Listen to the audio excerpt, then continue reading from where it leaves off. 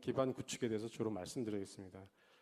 이 내용은 그 뇌졸중 환자의 재활 분야 장기적 기능 수준 관련 요인에 대한 10년 추적 조사 연구로 국내에서 뇌졸중 환자의 재활을 코호트로 발표된 유일한 그 조사입니다. 김현희 교수님, 서울삼성병원의 김현희 교수님께서 총괄을 하셨고 10년 과제이고 지금 6년째 진행하고 있습니다. 그래서 한 10개 병원에서 거의 지금 권역 병원급, 상급 종합병원급에서 10개 병원에서 이 추적 조사를 현재도 진행하고 있고 아주 귀중한 자료인 것 같습니다.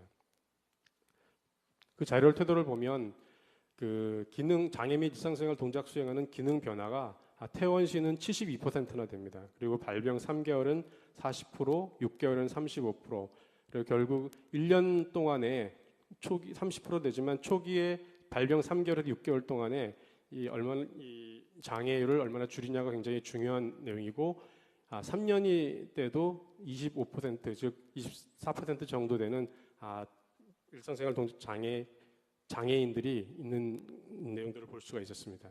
그래서 이를 위해서 조기 재활 서비스가 중요한데 협진율과 치료율을 보시면 협진율 같은 경우는 병원마다 차이가 있겠지만 60%에서 뭐 100% 가까이 되는 협진율을 보고 있습니다. 그렇지만 재활 치료율은 45%로 낮고 병원별로 지역별 편차가 아주 큰 거를 볼 수가 있습니다. 그리고 아급성기 집중재활 전과율도 보시면 특히 이 부분에서 지역별 편차가 낮은데 전라도 경상도 부분의 그 지역은 한 3~4%밖에 안 되는 그 지역별 편차가 많은 부분들이 있고 이것은 아까 그 두 분 연장께서 발표하신 그 내용과 맥을 같이 하는 것 같습니다. 그래서 우리나라 뇌졸중 의료 이용 실태 현황을 그 코스코 그룹에서 발표한 내용을 보시면 급성기 치료에서 제가 퇴원하는 율이 60% 정도 되고 아급성기로 넘어가는 게 한 20% 되고 거기서 이제 제가 퇴원하는 게 40% 됩니다. 사실 그 이후에 그 전문 재활병이나 타병원 재활학과로 이렇게 이동하게 되어 있는데 이 제가 퇴원율이 현재의 상급 종합병원 그 심내혈관 센터의 그 아주 좋은 재활병원에서의 제가 퇴원율이 60%입니다. 이것은 다른 전국적인 그 병원으로 본다 그러면 더 낮을 것이고 즉 가정 복귀와 그 퇴원율이 상당히 낮고 일본이나 뭐 유럽, 미국 수준으로 올려야 될 그런 상황에 이르고 있다고 생각됩니다. 그래서 이 부분에 대해서는 지금 그 전문재활 병원이나 아급성기 재활, 급성기 치료, 조기 재활 등을 통해서 정책적인 마련이 필요하다고 생각됩니다.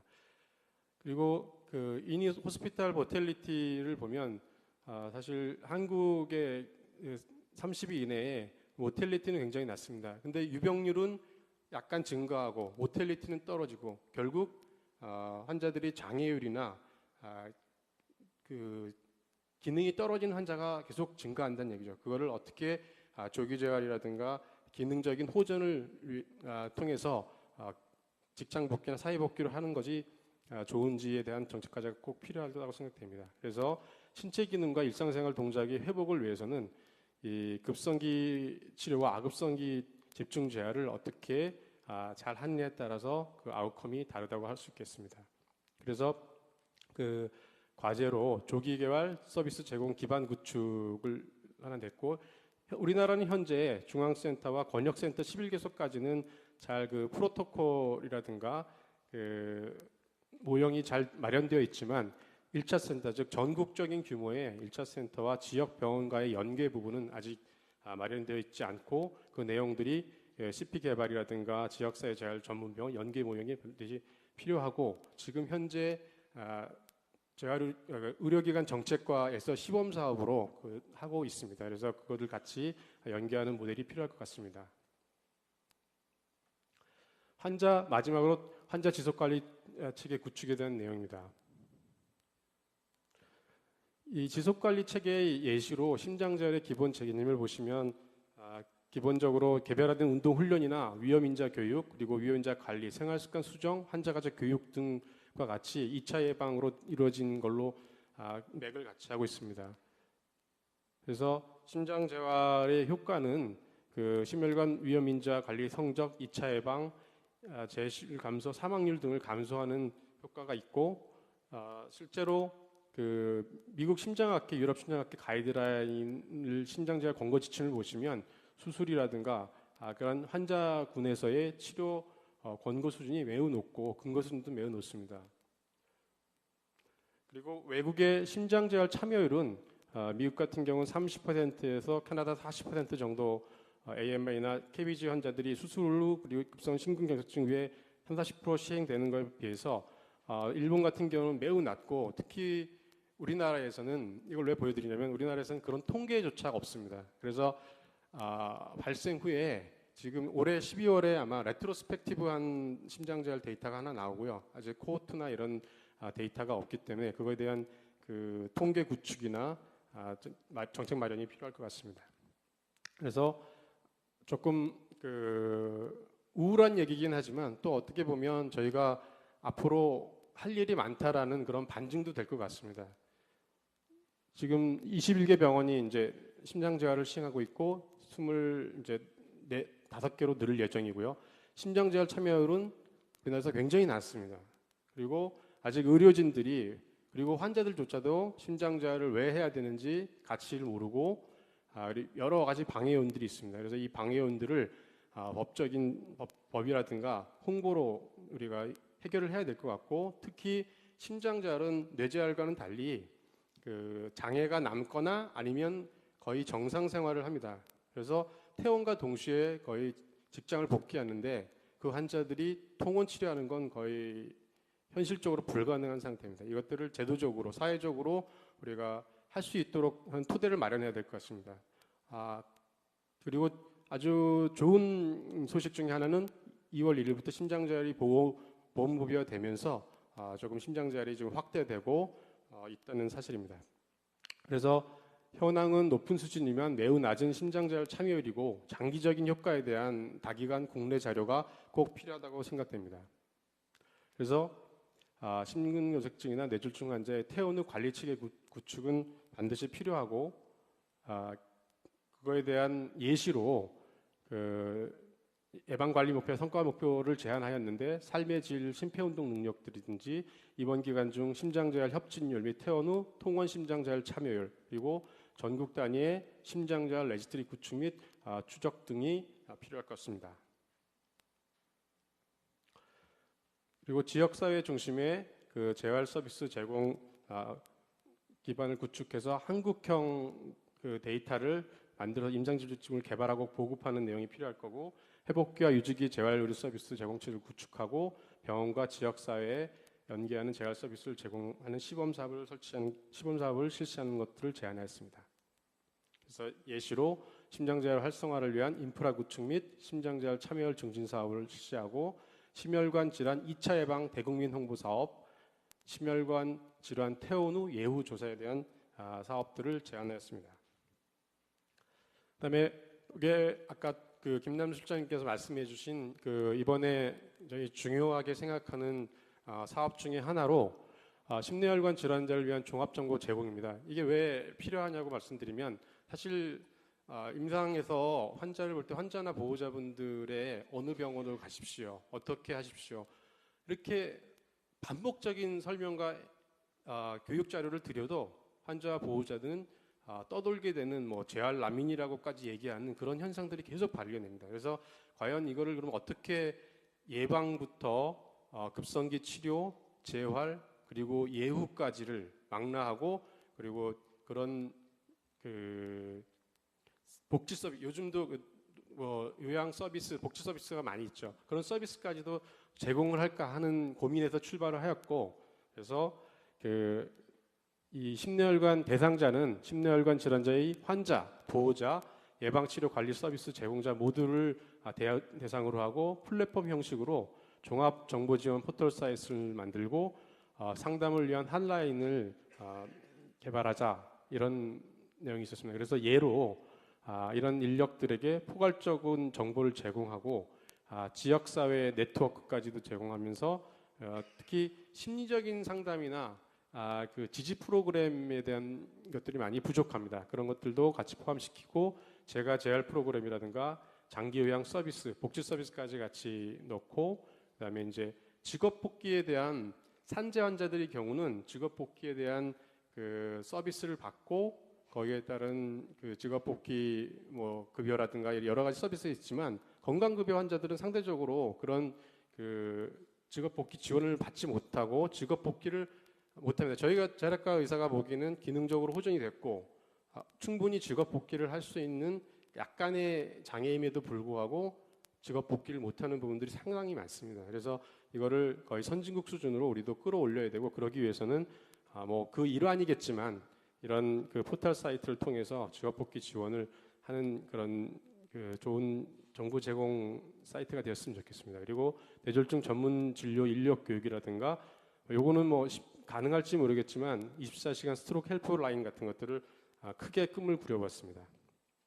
그래서 마지막 슬라이드입니다. 사실 처음에 그 위원으로 참여하게 됐을 때 여러 직역 그리고 여러 학회에서 거버넌스로 운영한다는 점에서 굉장히 고무적이었습니다. 그리고 그거는 저희의 큰 강점인 것 같습니다. 근데 사실 또 현실적으로 여러 학회 간에 이미 이전 사업도 있고 다른 등록 체계, 상황이 다른 이런 체계들을 어떻게 통합할까 하는 건 과제입니다. 그렇지만 사실 국가적인 그 법을 제정하면서 국가적인 데이터 수립할 수 있고 우리가 글로벌 스탠다드를 만들 수 있는 좋은 기회인 것 같습니다. 그리고 두 번째는 그 새로운 아젠다인데 그 심내혈관 종합대증 지속 발전하고 토대가 내는 좋은 정책들은 계속 발전시켜 나가고 또 그 전에 하지 못했던 그런 사업들은 선택과 집중을 할 수 있는 새로운 아젠다로 우리가 개발하자는 거고요.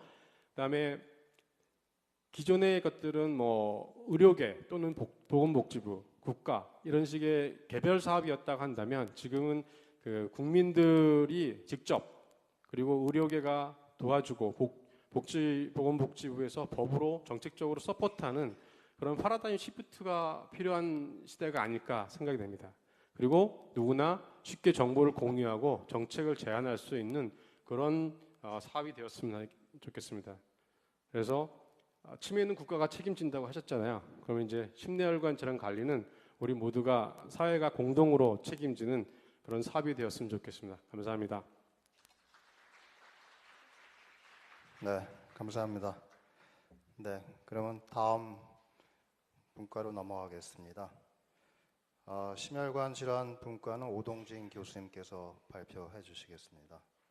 오동진 교수님은 서울의대를 나오셨고 서울대에서 박사를 따셨고 지금 현재 한림대학교 강동성심병원 내과 교실에서 교수로 계시고요.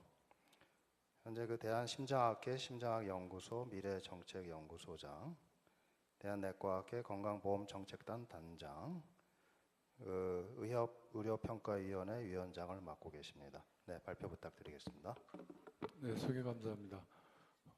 사실 뭐 공청회라는 형식이 저희가 좀 가끔 접하는 형식이기도 하지만 새삼스럽게 제가 이제 공청회 연자로 나서면서 과연 공청회가 뭘까 그런 생각을 해봤는데 그 들을 청자에 보니까 한자 부수 중에 귀자하고 마음심자가 들어있는 것 같습니다. 그래서 마음을 들을 수 있는 그런 자리가 됐으면 좋겠습니다.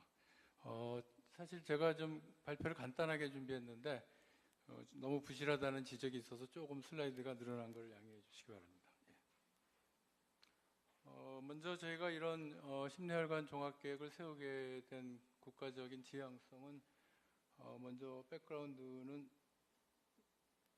뭐 출발은 아마 저희가 이제 지금 NCD 포럼으로 하고 있지만 이때가 이제 어떤 그 폴리시 아젠다로서의 계기가 아닌가 이렇게 생각합니다. 다 아시는 대로 2011년도에 UN 총회 그 제너럴 어셈블리에서 NCD 예방 관리에 대한 폴리티컬 디클레레이션이 있었죠. 근데 이거는 히스토리컬하게 2001년도에 에이즈에 관한 퍼블릭 헬스 프로그램에 대한 UN 제너럴 어셈블리 그 디클레레이션 후에 두 번째로 있는 이벤트입니다. 그만큼 이렇게 글로벌하게 중요하고 저희가 고민해야 될 아젠다라는 그런 의미가 되겠습니다. 그리고 아시겠지만 내년도에 이거에 대한 세컨 버전이 그 유엔 총회에서 발표되는 거가 좀 준비가 되고 있습니다. 다 아시는 대로 저희가 이제 심내혈관에 대한 예방 관리를 타겟팅을 하는 목적은 지금 거론되고 있는 주요 질환인 심근경색하고 뇌졸중이 예방 가능하다는 사실입니다. 이거는 이제 닥터 유수프 그룹이 2004년도하고 2010년도에 란셋에 실은 데이터인데 보시면은 9가지 우리가 알려져 있는 리스크 팩터에 의해서 상당히 예방 가능성이 높다. 혈관 질환은 그런 전제를 가지고 우리가 이제 에이밍을 하고 있는 것 같습니다. 이거는 WHO 데이터인데 저희가 이제 건강 문제에 있어서 크게 이제 두 꼭지로 생각하는 게 암하고 혈관 질환인데 여기 보시면은 그 라이프스타일 비헤이비어 모디피케이션을 통해서 캔서 같은 경우에는 한 40% 정도가 이론적으로 예방이 가능하다고 지금 예측을 하고 있고요. 반면에 혈관 질환은 한 80%까지도 예방이 가능하다고 지금 국제적인 조사 연구의 그 결과이기도 합니다. 이거는 조금 전에 인용했던 그 인터하트 스터디 결과인데요. 보시면은 스모킹하고 당뇨하고 고혈압하고 그다음에 고지혈증, 그다음에 합친 거, 그다음에 오베시티하고 사이클셀 리스크 팩터가 9개 조금 전에 제시해드렸던 리스크 팩터를 다 우리가 맥시마이즈 컨트롤하면 현재 글로벌하게 발생하고 있는 AMI의 333분의 1로 줄일 수 있다는 겁니다. 그런데 이론적으로는 이렇죠. 이론적으로는 에피데미올로기 이론적으로는 이런데 리얼리티는 어떠냐? 이거는 이제 WHO 데이터인데요. 우리가 알고 있는 여러 가지 보건 의료 시스템이 잘 갖춰져 있는 이런 나라들에서 보면 1980년대부터 최근까지 보면 거의 40년에 걸쳐서 지속적으로 바스큘라 데스는 감소하고 있습니다.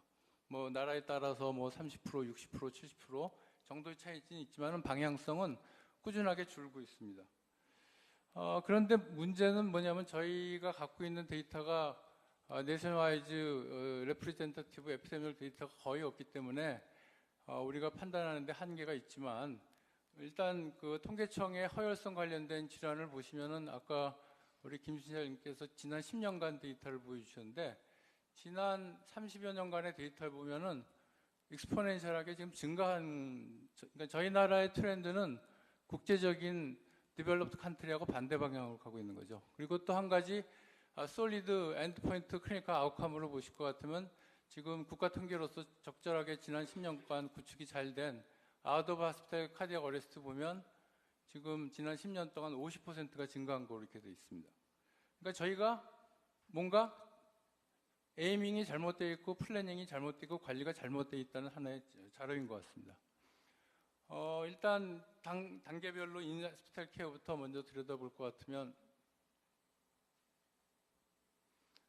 저희가 이제 주로 다루게 되는 급성기 치료인 그 AMI 같은 경우를 보면 히스토리컬하게 모탈리티 리덕션을 한 브레이크스루가 3단계에 걸쳐서 지금까지 반세기 동안 이루어졌습니다. 첫 번째 단계는 뭐냐면 CCU라는 스페셜 코로나리 케어 유닛이 병원에 생기면서 24시간 컨티뉴어스 ECG 모니터링을 인파크 환자들을 대상으로 시행을 했더니 아리드믹 데스, 서든 데스를 갖다가 우리가 예방을 해갖고 적절한 시기에 타임리 코핑을 해갖고 과거에 모탈리티가 AMI가 30 내지 40%였다가 CCU가 생기고 나서 15 내지 20% 준 거가 퍼스트 스텝입니다. 이게 아마 60년대, 70년대 그때 있었던 일이죠.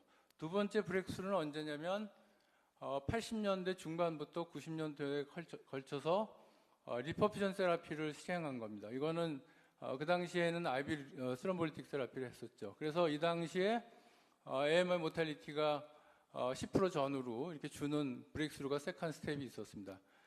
마지막으로 서드 스텝이 언제 있었느냐? 2000년도부터 2000년도 중반에 걸쳐서 인베이시브하게 프라이머리 이머전시 PCR을 함으로써 AMI 환자의 모탈리티를 갖다가 5 내지 10% 줄이는 그런 세 번째 브레이크스루가 있었습니다. 환자들 입장에서는 사실 획기적인 발전이죠. 근데 죄송한 말씀이지만 저 같은 카디올로지 입장에서는 엄청난 페인풀한 변화라고 볼 수가 있습니다. 이거는 저희 병원에서 몇 달 전에 있었던 환자인데 대개 인파악 환자는 보시면은 이렇게 멀쩡하게 가야 될 그 브로드 플로우가 맥혀갖고 안 가는 겁니다. 그러니까 토탈 오클루전이 있는 거죠. 그러니까 이걸 갖다가 가능하면 어떻게 빨리 뚫어줄 건가? 심텀 투 발룬 타임, 흔히 얘기하는 리퍼프션 타임을 어떻게 짧게 가져가느냐가 따라서 마이오카디움 데미지의 정도가 결정이 되고 환자가 죽고 사는 게 결정이 되는 겁니다. 그래서 이제 이런 거를 타임 이즈 마이오카디움 라이프라 그래서 유러피안 소사이어티 오브 카디올로지에서는 이런 프레임으로 이제 얘기를 합니다. 되게 환자가 심텀이 생기는 이 시점이 되게 조금 전에 보여드렸던 아터리가 토탈 오클루전이 일어나는 순간이죠. 그 순간부터 저희가 어떤 데피니티브 세라피를 해갖고 그 막혔던 혈관을 뚫어주는 것까지에 걸리는 시간이 결국 환자를 결정하는데 거기에는 보시면은 하스피탈에 오기 전에 페이션트 딜레이 팩터가 있고요. 그 다음에 시스템으로서는 EMS 팩터가 있고 또 인트라 하스피탈 팩터가 있고 이런 여러 가지 컴포넌트가 복합적으로 작용을 해서 썬데스 환자가 체인 오브 서바이벌의 여러 단계를 거쳐서 서바이벌 할 수 있게 되는 것처럼 그런 과정을 거치게 됩니다. 이런 거의 심각성 때문에 아까 말씀드렸던 프라이머리 PCI가 AMI 환자의 에센셜한 지금 중요한 치료가 되면서 정부에서도 그런 시스템을 갖추기 위해서 전국적인 권역센터를 지정을 하고 지금까지 운영을 하고 있습니다. 지금부터 보여드리는 몇 개의 자료는 그 권역별 센터의 한 군데인 경상대 황기정 교수님 자료인데요. 메시지가 있을 것 같아서 제가 가지고 나왔습니다. 이분은 진주시에 사는 58세 남자인데 10분 전에 통증하고 호흡곤란이 있어서 응급실로 왔습니다. 보시면 아시겠지만 레프트 메인이 지금 토탈 오클루전이죠. 대개 이런 환자들은 병원 오기 전에 119 오기 전에 어레스트 오는 경우가 종종 많은데 어찌됐든 이 환자는 병원 근처에 살기 때문에 아주 타임리 리퍼프션 세라피가 되고 9일 만에 퇴원을 했습니다. 이분은 보시면은 그 본인이 사는 집하고요. 여기 보시면은 이 병원 응급실하고 아주 가까워요. 그러니까는 집에서부터 병원 오는데 1분밖에 안 걸렸습니다. 그러니까 살 수가 있었죠. 이렇게 죽을 수 있는 환자가. 반면에 이분은 함양 휴천면이라는 곳에 사시는 68세 남자분인데 내원 6시간 전부터 흉통이 있고 호흡곤란 똑같은 증세죠. 그래서 이제 인근의 모 병원을 방문했는데 거기서 이제 숨이 차고 컨제션이 있으니까 하트페일리어 치료하다가 뭔가 안 좋아지고 점점 나빠지니까 그제서 이제 전원을 했습니다. 그래서 뒤늦게 와서 봤더니 똑같이 이제 레프트 메인 디지즈인데 리퍼퓨전 한 것뿐 아니라 헤모다믹에 디테러레이션 됐기 때문에 뭐 IBP 넣고 에크모 넣고 그 CRRT까지 했는데 환자는 셔크로 사망했습니다. 이 두 스펙트럼의 환자를 우리가 어떤 시스템을 가지냐에 따라서 파퓰레이션의 아웃컴을 달리할 수가 있겠죠. 보시면은 이분은 자택에서 병원 가는데 30분, 병원 포스트 하스피탈에서 스테이 하는데 4시간 반, 병원 이동하는데 1시간, 그러니까 6시간 걸렸습니다. 이것도 사실은 아주 긴 시간은 아닙니다. 평균적인 시간을 따지면. 그럼에도 불구하고 똑같은 병변이지만 어떻게 우리가 의료진에 의해서 적절한 치료를 받기까지 소요 시간에 따라 아웃컴이 달라지는 거죠.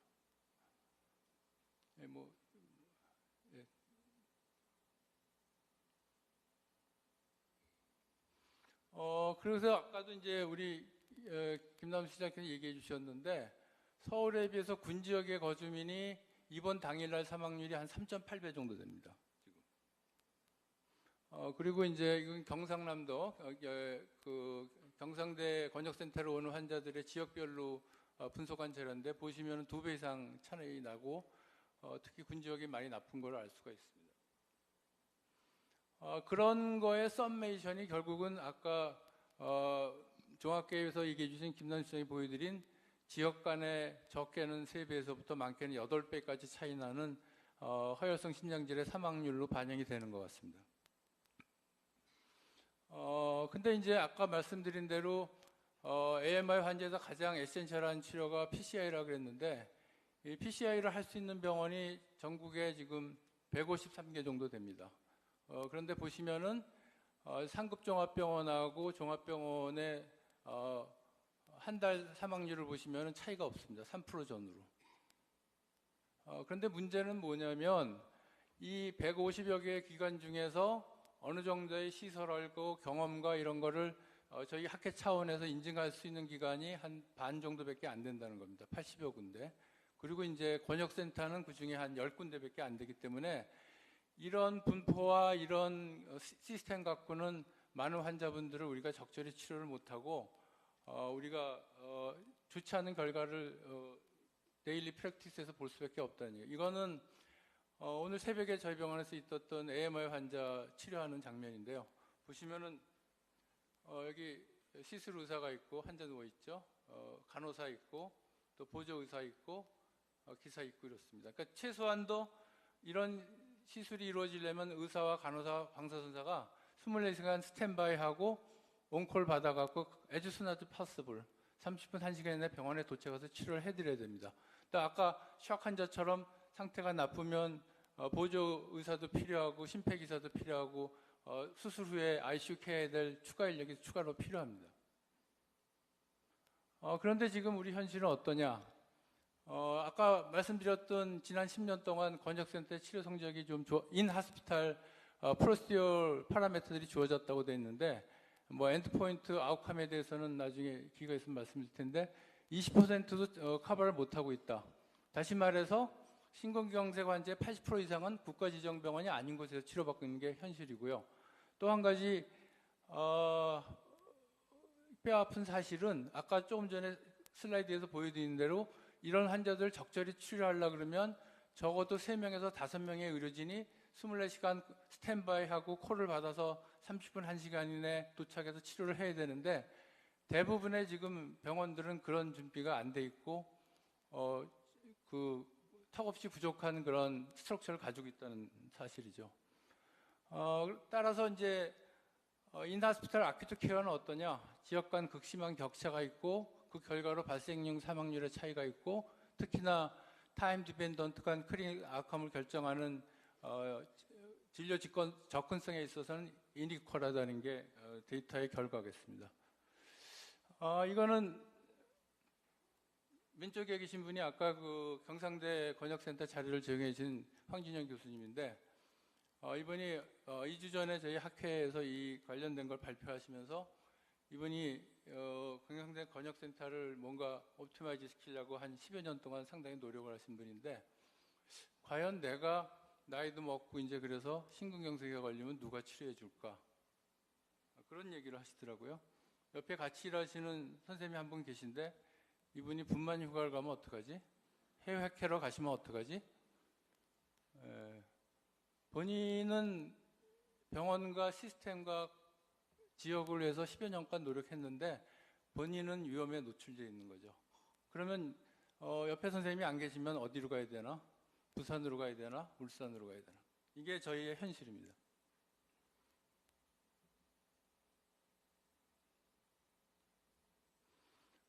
왜 이렇게 됐을까?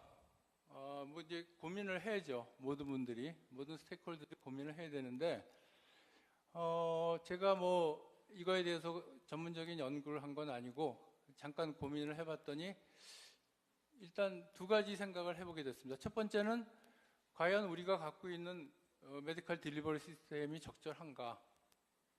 적절하지 않죠. 지금 데이터를 보면. 왜 그렇게 됐느냐? 저희의 의료는 96%가 퍼블릭 섹터입니다. 그리고 4%가 저희 프라이빗 섹터하고 4%가 퍼블릭 섹터입니다. 이런 아큐트 케어의 에센셜 매니지는 퍼블릭 섹터가 감당해야 될 부분인데 저희는 퍼블릭 섹터가 4%밖에 안 되기 때문에 결국 이런 문제가 해결되는 게 되지 않는 게 아닌가 그런 생각을 해봤고요. 두 번째, 저희들이 10년, 20년 전부터 근거 중심 의료라는 에비던스 베이스 메디슨이라는 얘기를 하는데 제가 모두에 말씀 올려드렸던 이 CCU 케어 또는 24시간 3명 내중에 5명의 의료진이 24 hours, 7 days 스탠바이를 하는데 이거에 대한 리임버스는 한 푼도 없습니다. 이게 리얼리티입니다. 그런 퍼블릭 섹터가 감당 못했을 때 프라이빗 섹터가 모티베이션이 돼갖고 뭔가 운영을 하려고 그러면 모티베이션 될 수 있는 뭐가 유인책이 있어야 되는데 그런 유인책이 정책적으로 하나도 없다는 얘기죠. 프리하스피탈은 어떤지에 대해서는 아까 이제 몇 가지 데이터를 보셔서 아시겠지만 한 10% 정도는 병원 처음 방문한 데를 거쳐갖고 2차 병원으로 후송을 가게 됩니다. 그러면 그 후송 환자가 한 10% 되는데 전체 환자에서 이 환자들은 사망률이 한 60%도 더 증가합니다. 병원을 옮겨가서 치료를 받게 되는 환자들. 제가 이제 크리티컬 타임에 대한 말씀을 올렸는데 저희가 지금까지 어세스하고 관심 가졌던 거는 일부 병원, 전체 환자의 20%도 커버 못하는 일부 병원에서의 도어투 발룬 타임에 대해서 관심을 가진 거고 더 많은 프로포션에 대한 이 부분에 대해서는 현재로서는 데이터도 부족하고 저희가 고민을 아직 안 한 상태입니다. 그래서 이제 다음에 자료를 몇 개 보여드리겠지만 프리하스피탈 딜레이가 저희 현재에서는 키 컴포넌트 중에 하나라는 걸 말씀드리겠습니다. 이거는 이제 119 구급대 이용률이 어떠냐 심근경색 환자에 대해서 뭐 데이터마다 좀 베리에이션이 많습니다만은 여기서 발표된 거는 한 20에서 한 25% 전후가 됩니다. 그런데 심정지 환자는 119 이용률이 얼마가 되느냐? 90%입니다. 그러니까 모든 지금까지 발표된 AMI 매니지먼트 가이드라인의 4스텝이 뭐냐면 초기 증상을 인지했으면 119 콜라는 게 4스텝이거든요. 퍼블릭 어웨어니스 높이기 하는데 근데 저희는 이게 작동이 안 되고 있는 거죠. 두 번째는 그 아까 말씀드렸던 11개 센터에서 나름대로 그간에 분석하신 자료를 보시면 여기는 한 40%까지도 이용하고 한 70%까지 이용하는 병원도 있는 걸로 되어 있는데 이 환자의 타임 디펜던트한 아웃컴을 보면 아직도 많이 부족한 거죠. 그 다음에 이제 더 중요한 거는 과연 심텀이 생기고 나서 응급실까지 얼마가 걸리느냐. 평균 시간이 200분입니다. 그러니까 지금 국제적으로 레코멘드 하는 거는 적어도 3시간 이내는 와야 된다고 되어 있는데 지금 평균, 그러니까 메디안입니다. 메디안. 이거는 아웃라이어가 많기 때문에 메디안 갖고 얘기했는데 에버리지가 아니고 200분이 넘습니다. 지금. 그리고 이제 보시면은 그 큰 병원일수록 아무래도 가는데 시간이 더 걸리니까 상급 종합병원이 더 늦게 도착을 하게 되고요.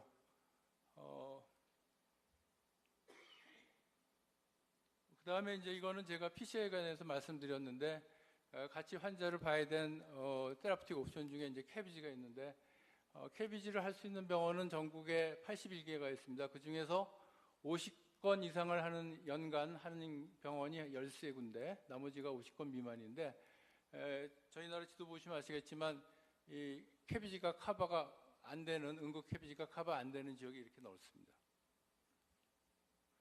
그 결과 어떻게 됐느냐? 50건 이상 하는 기관하고 50건 미만 하는 기관하고 모탈리티가 이렇게 4.6배씩 차이가 납니다. 그 다음에 다행히 살아갖고 태어나면 어떻게 되느냐? 애프터 아큐트 케어 다음에. 이거는 이제 아까 제가 국제적으로 웰 디벨롭드 컨트리에서는 지난 30-40년 동안 꾸준히 카디오바스쿨 모탈리티가 줄었다고 그랬는데 하프, 에버리지 하프 정도. 그 하프가 줄게 된 이유가 뭐냐? 어떤 팩터에서 줄었느냐? 이거는 이제 한 연구자가 여러 코옥들을 통해서 여러 나라에도 분석을 다 해봤습니다. 그랬더니 케어하고 관련된 부분이 50%가 안 돼요. 더 많은 오버 50는 리스크 팩터라든가 이런 1차 내지 2차 예방하고 관련된 컴포넌트입니다. 그리고 치료하고 관련 부분도 자세히 들여다보시면요. 이 PCI 캐비지에서 모탈리티 준 건 7%. 또 우리가 지금 다루고 있는 아큐트 케어 해갖고 모탈리티 줄인 거는 17%밖에 안 됩니다. 나머지는 하트페일리어 치료하고 세컨다리 프리벤션하고 또 이런 리스크 팩터를 컨트롤하는 게 치료 파라다임의 모탈리티 리덕션의 메인 컴포넌트입니다.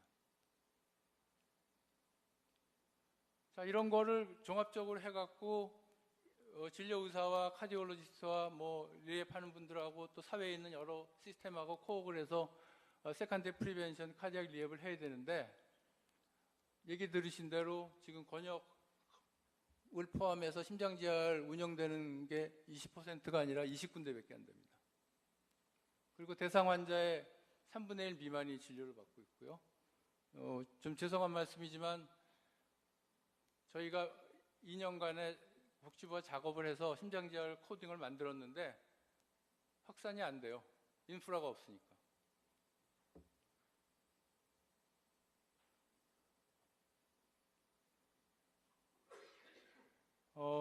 그 다음 단계 저희가 중국에 가야 될 NCD 포럼의 메인 아젠다인 프리벤션과 파퓰레이션 리스크 스트래티피케이션 어떻게 할 거냐. 아직은 그림을 못 그리겠습니다. 저로서는. 가야 될 길이지만.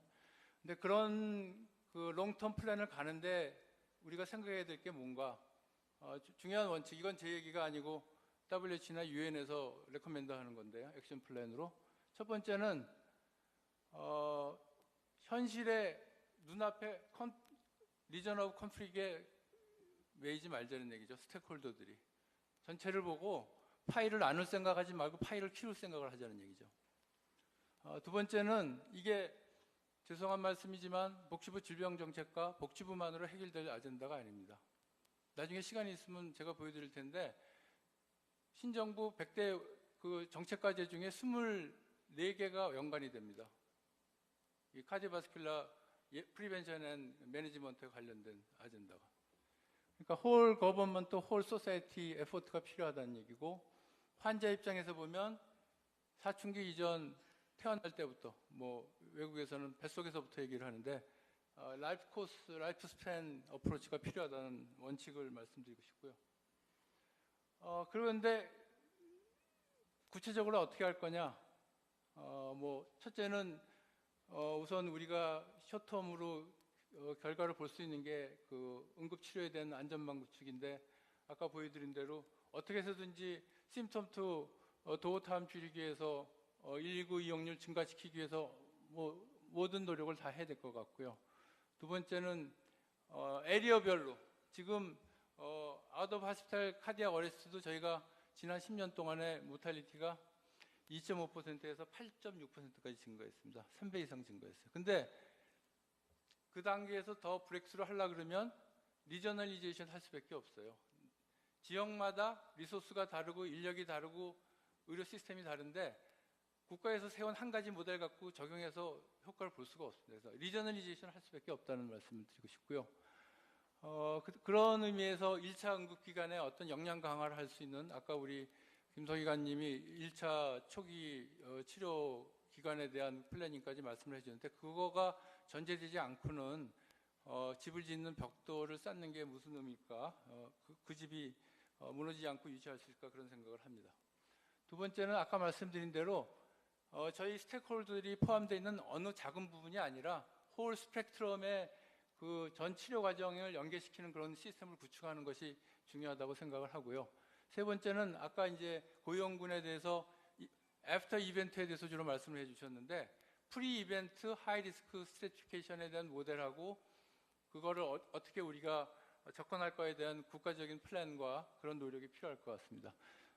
네 번째로는 지금까지 저희가 이렇게 익스포넨셜한데 의료 문제가 해결이 안 되고 돈은 돈대로 들고 왜 그렇게 됐느냐? 파라다임 시프트를 할 때가 됐다고 생각합니다. 질병이 생긴 다음에 치료 관리하는 게 아니라 질병을 예방하고 안 생기게 하는 쪽으로 파라다임 시프트가 되지 않으면 이런 문제는 저는 근본적으로 해결이 안 된다고 생각하는데, 현 정부를 포함해서 지금까지 보건정책에 이게 폴스 올소로서 첫 줄에 나온 헬리스 폴리시 아젠다를 본 적이 없습니다. 다섯 번째는 여러분이 강조해 주신 것처럼 이게 어느 방향으로 가고 있는지 알려면 국가지표가 있어야 됩니다. 그래서 국가지표를 구축하고 운영하고 그걸 근거로 해서 다음 단계 플랜에서는 우리가 정량적인 타겟팅을 할 수 있는 그런 때가 되기를 기대합니다. 감사합니다. 네, 감사합니다. 그러면 마지막 발표로 넘어가겠습니다. 마지막은 뇌혈관 질환 분과의 을지대학병원 신경과의 이수주 교수님께서 맡아주시겠습니다. 서울대학교 의과대학을 나오셨고 서울대학에서 신경해부학으로 박사를 받으셨습니다. 대한뇌졸중학회 정책이사, 을지대학병원 IRB 위원장, 을지대학병원의 진료부원장을 맡고 계십니다. 네, 부탁드리겠습니다. 예, 감사합니다. 소개 감사드리고요. 제가 아직 감기가 안 떨어져서 목소리가 좀 시원치 않습니다. 좀 이해 부탁드리겠습니다. 제가 발표 의뢰를 이런 제목으로 받았습니다. 그래서 응급 대응, 치료 역량, 관리 체계 이런 쪽으로 그래서 되도록이면 이 제목에 맞춰서 이렇게 말씀을 드리겠습니다. 예, 잘 아시는 내용이죠. 그리고 이 단일 질환으로는 심혈관하고 뇌혈관이 1, 2위를 항상 다투고 있습니다.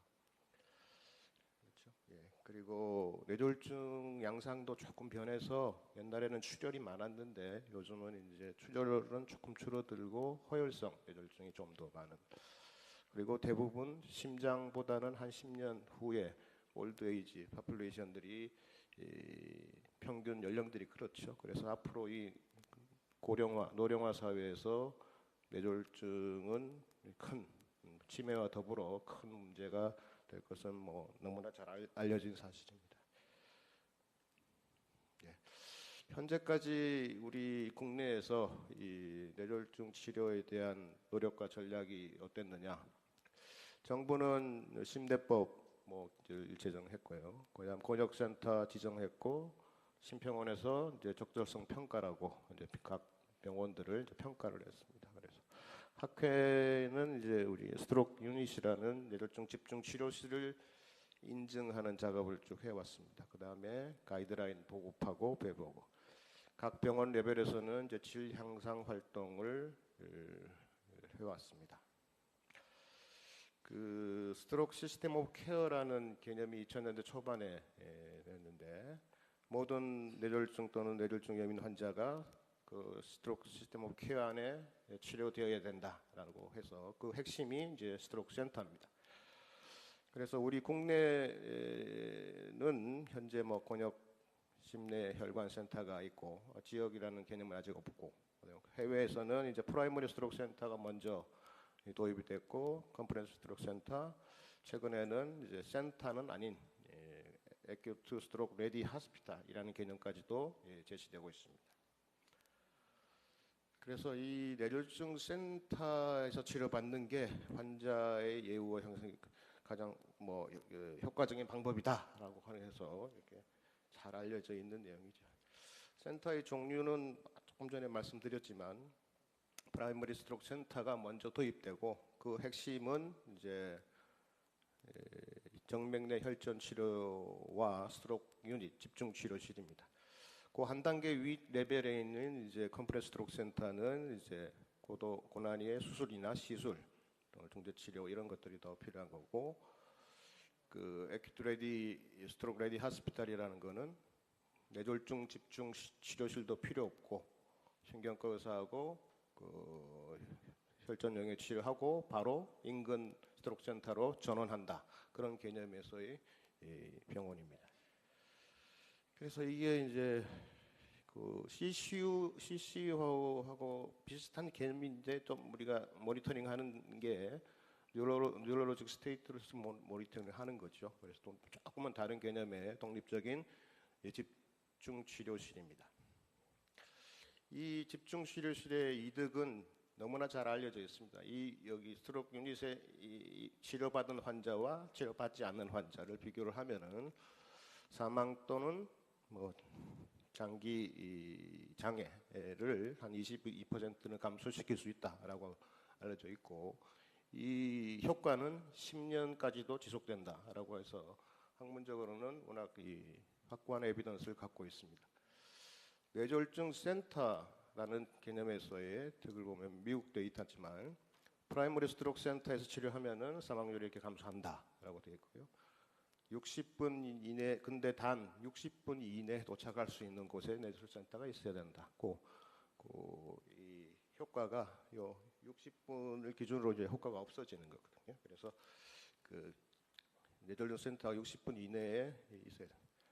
우리는 잘 아시다시피 이제 권역 심리혈관 센터를 지정을 했죠. 지정을 해서 11개 센터가 이제 운영되고 있고, 그게 이제 센터를 보시면은 대부분은 이제 정부의 재정적인 지원을 매년 억 단위의 지원을 받고 또 평가해서 또 가감을 또 합니다. 그리고 근데 센터의 구성을 보면은 심혈관, 뇌혈관, 심내 재활센터, 예방센터까지 이렇게 굉장히 좀 규모가 좀 큰 게 좀 현실이고요. 이 권역센터의 데이터를 보면은 여러 가지로 지금 아주 일관되게 이 병원 내의 파라메타 지표는 아주 좋아졌습니다.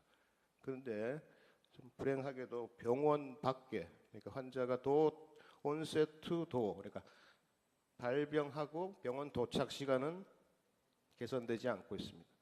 그 말은 무슨 말이냐? 못 온다는 뜻이죠. 오고 싶어도. 그래서 이게 좀 그 권역센터 그 지표 중에 한계고요.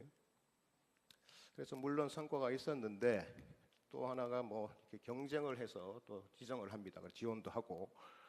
그런데 대다수의 뇌졸중 환자가 좀 소외되고 다른 병원들은 또 이렇게 의욕이 좀 꺾이는 경우도 있습니다. 그래서 아까 말씀드렸지만 이 지금 권역 심내혈관 센터의 개념이 모델이 굉장히 좀 무거운 모델입니다. 그래서 무거워서 지원을 해야지 굴러갈 겁니다. 그리고 권역센터 선생님들도 나름 또 굉장히 불만이 또 많으십니다. 예. 센터 설립 과정은 미국에서는 뭐 이미 프라이머리 스트로크 센터가 먼저 도입이 되었고요. 그 다음에 이제 컴프레스 스트로크 센터, 그 다음에 우리나라는 그 권역 심내혈관 센터가 컴프레스 스트로크 센터 개념으로 볼 수가 있죠. 그래서 이제 또 주최하는 기관이 조금 다릅니다. 미국은 이제 학회 연합기관이 주도고 우리나라는 이제 정부가 지정을 하게 됩니다. 그래서 뇌졸중 센터에서 치료받는 환자 수를 추정해 보면은 미국은 이미 50% 이상을 훨씬 넘었고 이보다 훨씬 많이 되는 거라고 하는데 우리나라는 11개 권역센터에서 5% 정도의 뇌졸중 환자가 이제 치료받고 있다라고 되어 있습니다. 그렇습니다. 그래서 저희 뭐 몇 년 전부터도 저희가 이런 뇌졸중 안전망이라는 텀을 써서 안전망을 구축하자. 그래서 이 11개 센터만 하지 말고 그 역량이 되는 모든 병원에 뇌졸중 센터를 지정 말고 인증이라도 해서 그 시스템 안에 두어서 환자분들한테 쉽게 빨리 올 수 있도록 그렇게 하는 뇌졸중 안전망 구축을 계속 주장하고 있습니다. 그래서 이렇게 촘촘한 네트워크가 형성돼서 안전망이 구축이 되는 거죠. 저희도 개인적으로도 이런 질문을 가끔 받습니다. 뇌졸중 같은데 어느 병원으로 가야 되느냐? 그래도 권역센터니까 권역센터가 좀 좋다니까 권역센터로 가야 되느냐? 권역센터 입장에서는 이미 지금 환자를 지금 치료 중인데 또 받을 수 없다. 보내지 마라. 이런 경우도 왕왕 있습니다. 그래서 뭐 이렇게 참 한계 있고 또 거리도 굉장히 멀고 이렇게 해서 좀 이렇게 답답하죠. 그래서 어느 병원을 직접 빨리 가라라고 하는 명확한 메시지가 좀 없죠. 그리고 효과적인 효율적인 뇌졸중 예방 관리에서는 저희가 계속 이야기하는 게 충분한 수의 프라이머리 스트로크 센터를 인증 관리하고 모든 환자는 센터 내에 치료하게 하면 된다는 거고, 이 뇌졸중 센터는 집중 치료실을 운영하고 근거 중심의 치료를 하고 퍼포먼스 매저를 하고 질 향상 활동을 함으로써 또 하나 정부는 뭐 의료 자원의 적절한 활용 배분, 그다음에 정책 관리 일원화 효율화를 할 수 있고 환자는 뭐 효과적인 치료를 받을 수 있다라는 거죠. 그래서 1차 뇌졸중 센터 인증 기준안도 뭐 학회 차원에서는 마련돼 있고요. 우리 뇌졸중 학회는 이제 이 인증원과 같이 시범 사업도 학회 차원에서 이제 시작을 하려고 합니다. 그래서 아까 보여준 슬라이드인데 이 첫 번째 병원을 어디 가느냐가 굉장히 뇌졸중의 예후의 결정적인 결정을 짓는 중요한 요소입니다. 그래서 이 권역센터 중심의 그런 거는 좀 그렇고 지금 현재 뭐 다른 모든 대학병원이나 종합병원의 역량이 충분한 기본적인 역량들은 다 웬만한 병원들은 있으니까 이 많은 병원들을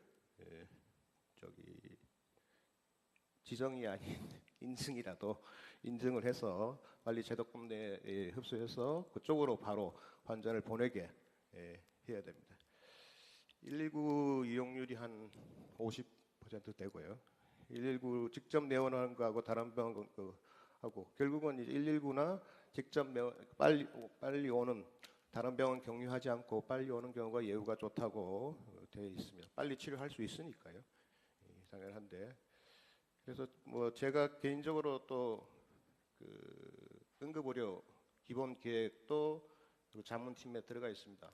그래서 응급의료에서도 이 비슷한 이야기를 하면은 이제 응급의료 팀들은 이제 뒤에 뇌졸중 센터 부분보다는 앞쪽 이쪽 부분을 좀 더 신경 써서 하는데 결국 응급 구급차에서도 환자가 바로 가야 되는데 어느 병원을 가야 되느냐 그게 마땅치가 않아요. 그리고 이 사람들도 어떤 기준이 없어 그냥 제일 가까운 병원 뇌졸중 센터가 있든 없든 제일 가까운 병원으로 가게끔 돼 있으니까 이것도 좀 개선을 해야 된다. 그래서 그 응급의료 계획에서는 이제 프리 노티피케이션하고 뇌졸중 센터로 지정돼 있는 인증돼 있는 대로 바로 쏘게끔 다른 그 뇌졸중 센터가 없는 병원은 바이패스하게끔 할 수 있는 그런 계획도 지금 제안을 계속 하고 있습니다. 그리고 응급센터가 각 병원에 있죠. 그런데 이게 뇌졸중 센터하고 응급센터하고 어떻게 틀리냐? 응급이송 체계는 공유를 하지만 그래가지고 또 이게 응급실에서부터 일련의 과정이 조금 응급의료센터 기존 개념하고는 조금 다른 시스템이 있습니다. 그리고 이게 한과 뭐 이게 뭐 한 사람이 치료하는 게 아니라 여러 과가 인볼브돼서 다학대 치료를 하기 때문에 굉장히 좀 복잡하죠. 그래서 저희는 항상 일반인이나 일부 대원한테 명확한 메시지를 줘야 된다고 이야기를 합니다. 그래서 권역센터로 가세요. 이게 지금 현재로서는 그거에서 뭐 할 수 있는데 그거보다는 뇌졸중 센터가 있는 가까운 병원으로 가세요라고 하는 게 메시지가 명료할 것 같습니다. 그리고 모든 뇌졸중 환자는 뇌졸중 센터에서 치료를 받아야 되고 바로 가십시오라고 이렇게 심플한 메시지를 줘야 된다고 생각합니다. 그래서 이제 병원에서는 이제 적절한 병원에서 같은 수준의 표준화된 치료를 받으려 하면은 우리가 이 치료 질 향상에 대한 노력을 해서 도대체 뭐를 해야 되느냐, 올바른 일을 해야 되고 잘 해야 되고 그게 이제 진료 지침이나 근거 의학이죠. 그다음에 그거를 잘 지켜서 잘 하느냐 하는 거를 이제 센터 인증이나 질평가를 통해서 할 수 있고요. 이런 일련의 이제 질 향상 활동들을 꾸준히 잘 하고 이렇게 하게끔 이렇게 독려하는 게 중요하다고 생각합니다. 뇌졸중 예방과 치료 관리에 뭐를 집중해야 되느냐? 에비던스가 다 있습니다. 에비던스에 따라서 이런 항목들에 대해서 잘 지키고 잘 수행하느냐 이런 것들을 뭐 평가하면 되겠죠. 그래서 이 질 향상 활동이 각 개별 병원 레벨에서 중요합니다. 그래서 이게 치료 향상이 역량이 강화가 되는 거죠. 그래서 대상을 결정하고 자료 분석하고 문제 이해하고 해결 방안하고 적용하고 그렇게 이제 효과가 있으면은 표준화해서 바로 그냥 쭉 적용하는 이런 일련의 이거는 이제 그 예인데요. 우리 이제 뇌졸중 학회 회원의 일부 병원들에서 이 1분을 단축하기 위해서 병원 내에서 여러 가지 활동들을 해왔습니다. 이게 뭐 이런 이 시간 대부분은 시간 단축이죠. 어떻게든 딜레이를 막아보자 하는 이런 여러 가지 프로그램들을 해서 발표도 이렇게 하셨는데 이분들이 이거를 뭐 누가 돈을 줘서 한 것도 아니고요. 저 뭐 이렇게 채찍이 있어서 하는 것도 아니고 자발적으로 자기가 좀 더 잘해보자라고 외국과처럼 잘해보자라는 이제 자발적 의욕이죠. 그래서 일부 평가에서는 자꾸 이렇게 당근과 채찍을 가지고 자꾸 이렇게 하시는데 그거보다는 조금 더 의미 있는 것에 좀 더 잘해보고 싶다는 욕망 이런 것들이 이제 진정 중요하다. 진정한 자기 주도성이 중요하다 하는 거고. 요 테드라는 프로그램은 아시죠? 이거 한번 보시면 좋겠습니다. 이게 most popular한 20개 프로그램 중에 하나라고 하니까요. 한번 보시고 이제 그 당근과 채찍, 가감 직업 이런 거는 좀 그만 좀 했으면 좋겠습니다. 그리고 이 내적 동기를 이제 자꾸 이렇게 유지를 시켜줘야 되는데 저희가 좀 사정이 마땅치 않습니다. 의과대학 학생들은 이제 신경과에 대해서 괜찮네 공부하고 싶다라고 하지만 인턴만 이제 되면은 신경과 전공이 보니까 저렇게 못 살겠다라고 합니다. 그래서 현실적으로 지금 저희 필드에서는 굉장히 고민스러운 상황이 지금 벌어지고 있습니다. 뇌졸중 보는 전공이 아니고요. 전문의 뇌졸중을 전공하는 전문의들한테 그걸 하는 문제점이 뭐냐 그러니까 대부분 인력 부족, 많은 당직, 뭐 급여 뭐 이런 그렇죠. 그다음에 이제 그 의사들이 앞으로 어떻게 될 거냐 더 나빠질 거다 예상했어. 그래서 이게 똑같은 뭐 그래서 이거를 뭐 학회 차원에서도 여러 가지로 노력을 하고 뭐 이렇게 협의를 하고 있지만 아주 시원한 해결 방법이 없습니다. 그래서 이 아까 말씀드린 그 우리 스트로크 센터나 이런 전국적인 그 안전망 이게 유지하기 위해서는 제일 첫 번째가 이 인력입니다. 인력 없으면 저 시스템이 굴러 가겠습니까? 그래서 이때까지 뭐 인력 이렇게 하니까 뭐 인력이 부족이 아니고 지역 불균형이다 뭐 이런 적이 있었고 적정의사 인력 수급 뭐 해가지고 연구를 또 하시는데요. 뇌졸 뭐 심장은 조금 다른 문제겠지만 뇌졸중은 신경과 신경외과 의사가 다 보는 게 아니라 그 중에서 뇌졸중을 전공하는 사람이 보고 그러니까 각 수련 학회에서 설문조사해가지고 신경과 의사 몇 명이 필요하다라고 하면 안 되죠. 그 추계가 조사가 좀 틀린 겁니다. 포인트가 틀린 건데 뇌졸중 담당 의사의 인력이 얼마냐고 하는 게 전체적인 신경과 의사의 볼륨이 얼마냐고는 완전히 좀 틀린 내용이기 때문에 이것도 좀 다른 쪽으로 좀 분석하고 재조사가 필요할 것으로 생각하고 결국 이때까지 계속 문제가 됐던 응급의료나 중환자가 계속 문제가 됐으니까 국가에서 지원을 하니까 요즘 많이 좋아졌죠. 그래서 응급의학과 이제 레지던트가 하기가 좀 힘들어졌습니다. 거꾸로 지원을 많이 해서 그러니까 우리 뇌졸중이나 이제 심장보는 이런 초응급 질환을 보는 이 인력들에 대한 육성 관리책이 반드시 필요하고요. 그래서 뭐 결국은 뭐 수가 문제도 있고 이런 제도 개선을 통해서 이런 본인이 좀 잘해보고 싶고 열심히 하겠다는 내적 동기를 유지시켜줘야지 이 시스템이 유지가 되는 거고요. 계속 말씀드리지만 프라이머리 스트로크 센터를 인증해서 빨리 그 체계를 만들고 난 다음에 EMS가 바로 오라고 뭐 하든 두 번째 문제지 센터가 지정이 안 돼 인증이 안 되는 상태에서 어디로 가라고 무슨 메시지를 주겠습니까? 그래서 스트로크 세이프티 넷이라는 그래서 뭐 국가적으로는 국민들한테 이런 정도는 이제 해야 된다고 생각합니다. 그래서 거주 지역이나 경제 수준에 관계없이 초기 뇌졸중은 최소한 표준화된 치료를 받을 권리가 있다.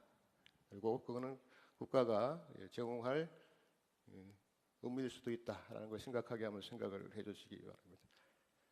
그래서 이게 뭐 정부 혼자만 하는 게 아니고 학회도 그렇고 개별 병원도 그렇고 이 3자 공동으로 노력을 해야 되고 뭐 이런 안전망 구축 위해서 노력을 해야 될 것 같습니다.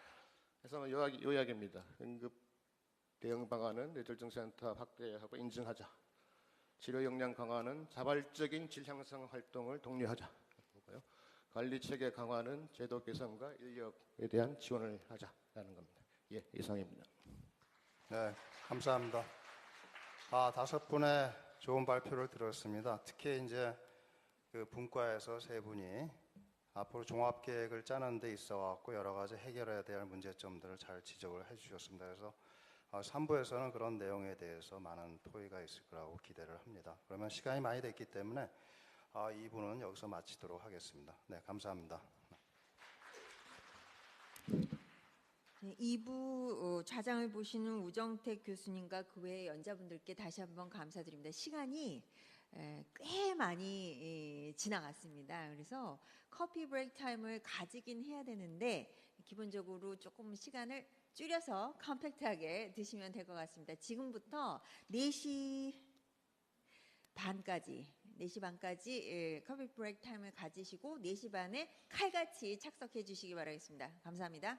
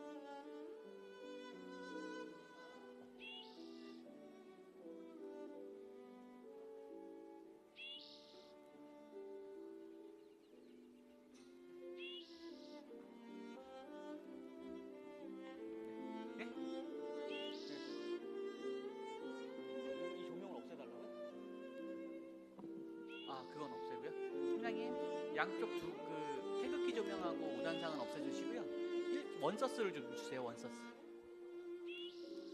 네, 원서스. 쓰리서스는 죽여도 됩니다. 예.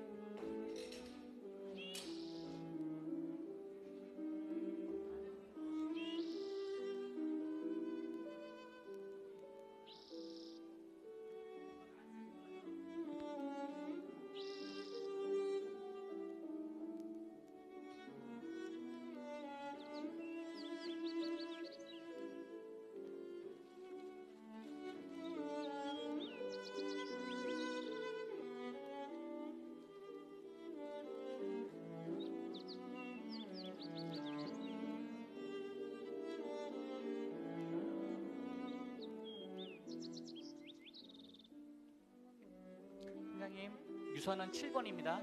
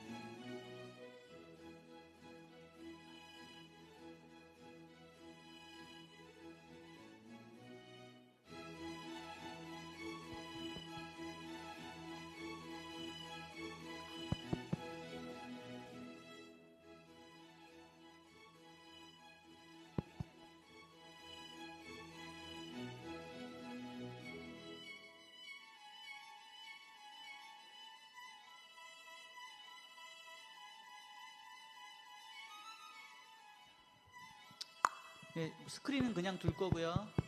그냥 두고 이 7번만 살리면 됩니다.